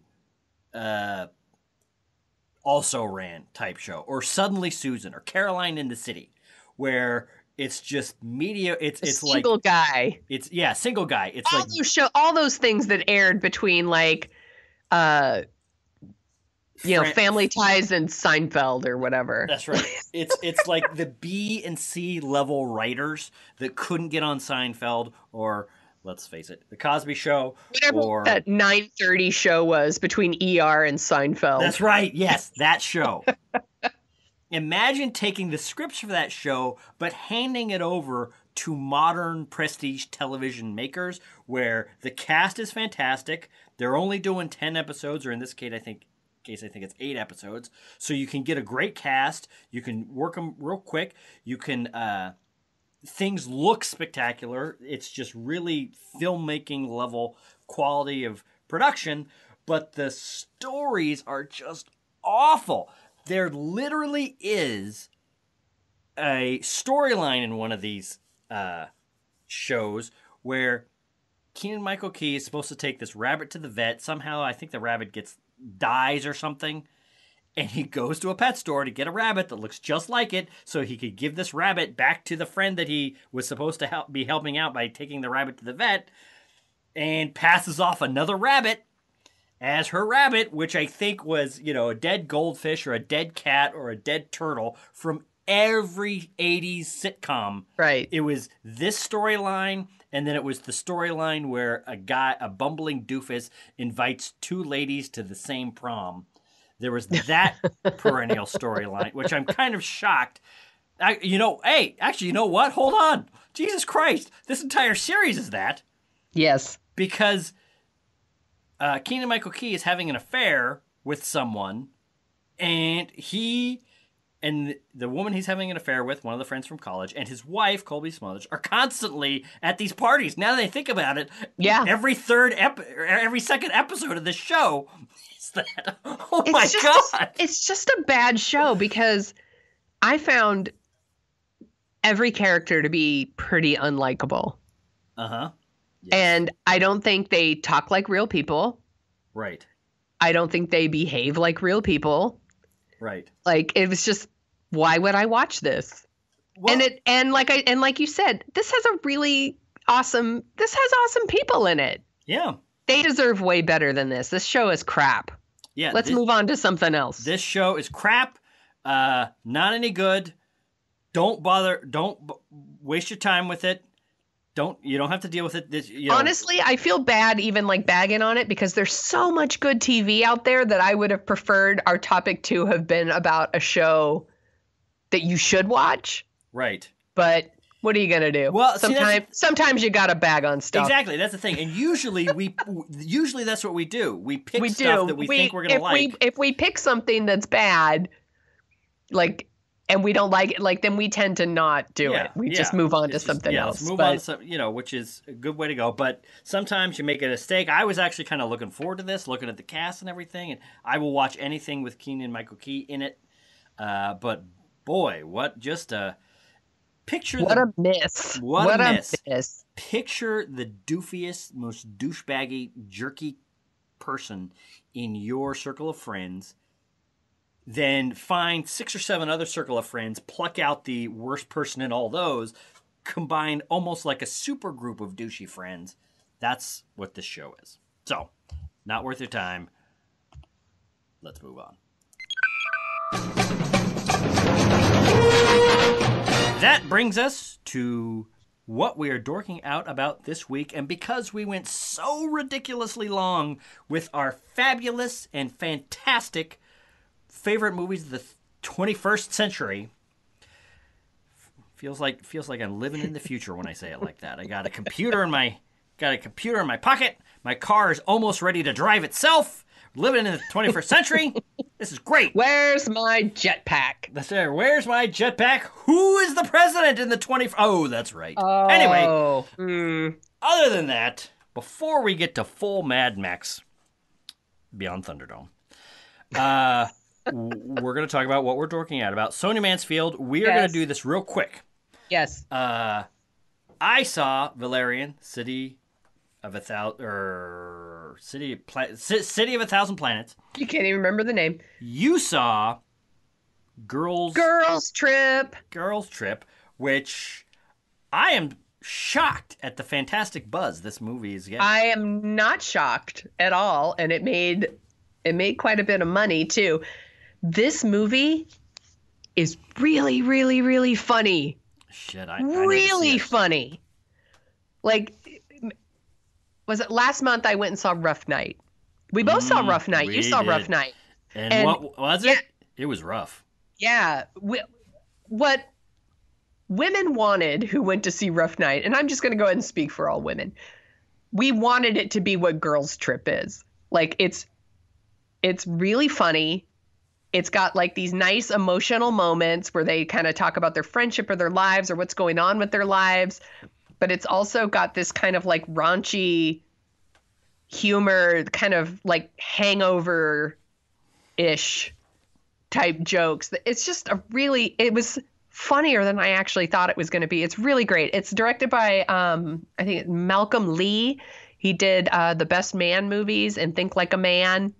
And it stars Jada Pinkett Smith, Queen Latifah, Tiffany Haddish, and Regina Hall. And it's really funny. I have like a couple of minor quibbles. It is like 2 hours long when it should probably be about an hour 40. But that's kind of my complaint on most movies.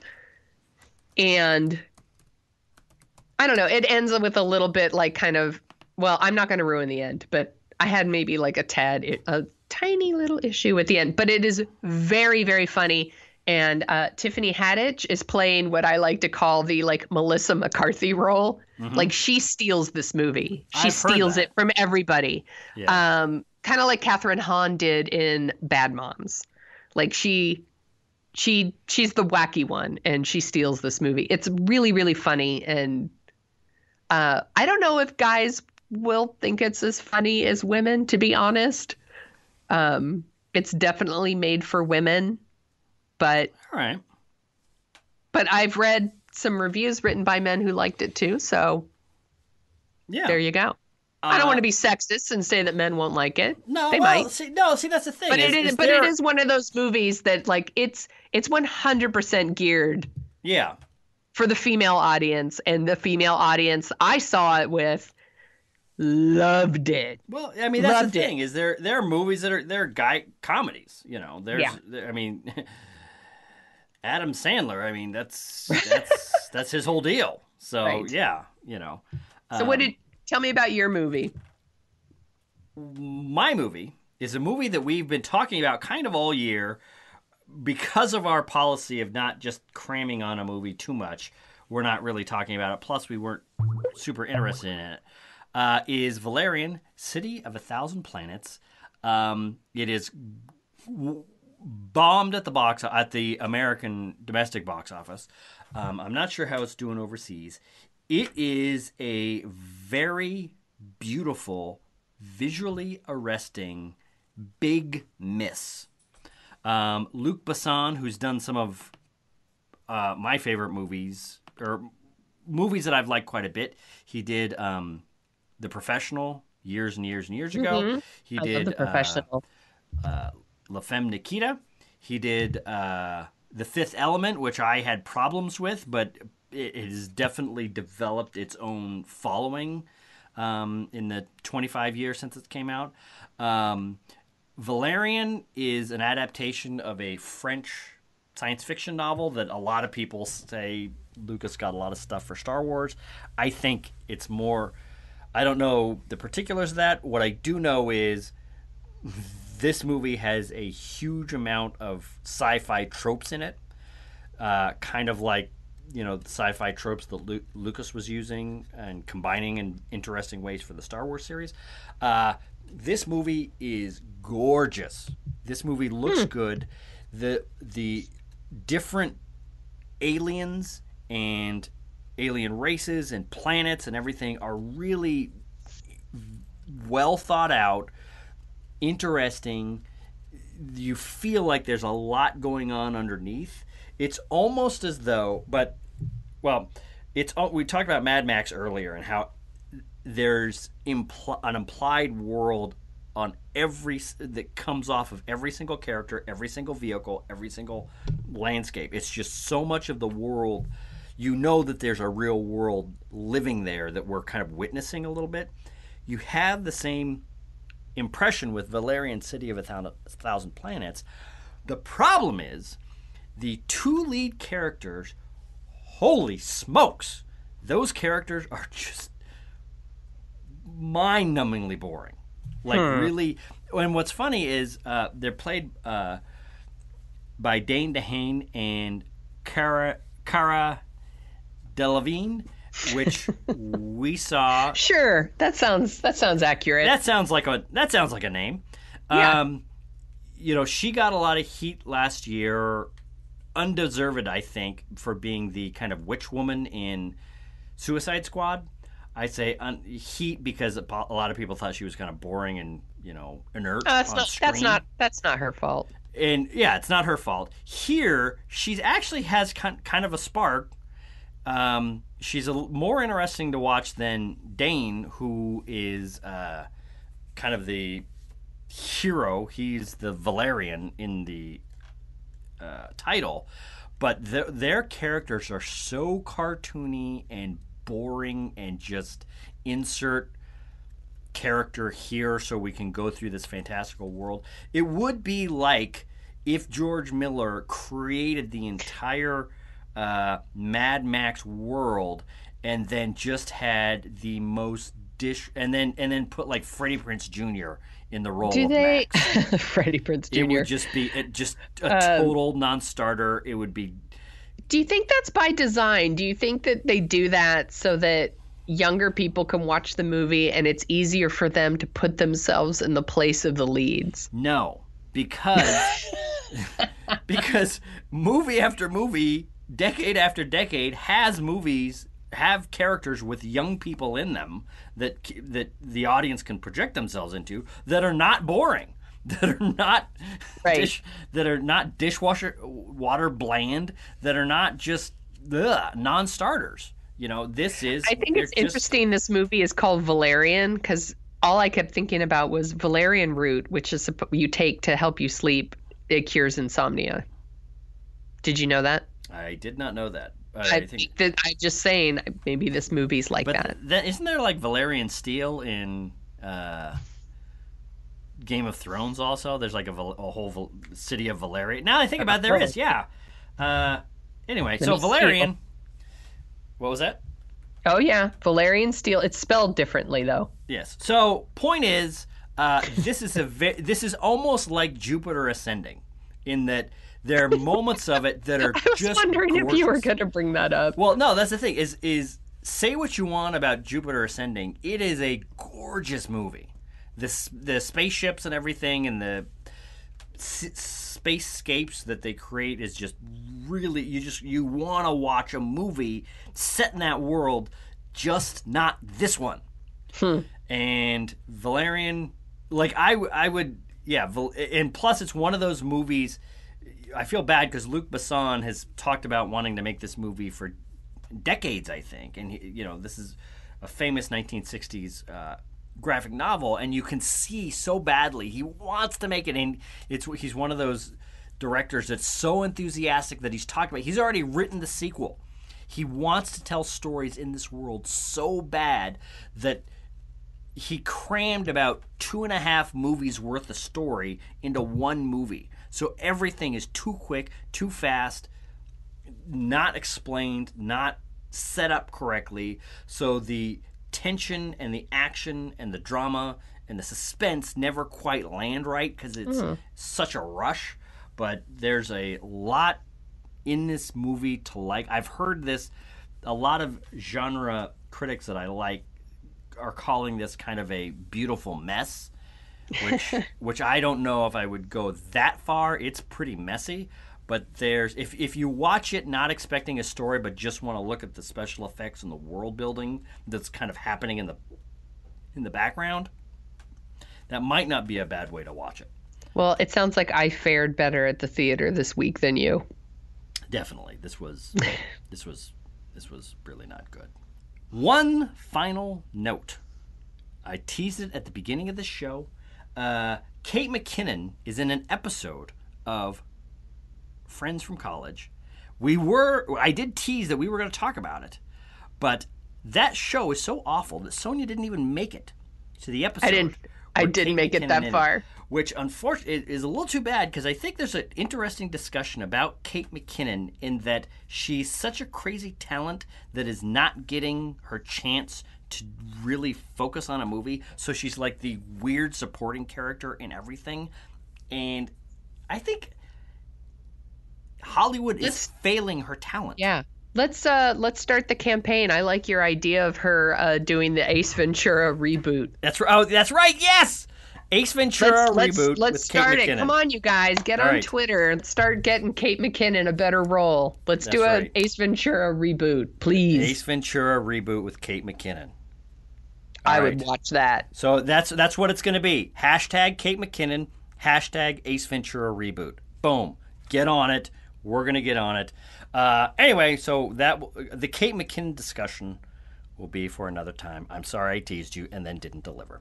Anyway, Sonia Mansfield, you could say some sort of tease. I had a joke there, but I'm not going to. I'm just like, nah, it's late. I'm just going to let it slide. Is there anything else that you would like to say before we get out of here? I'm just going to say, witness me! And goodbye. Bye!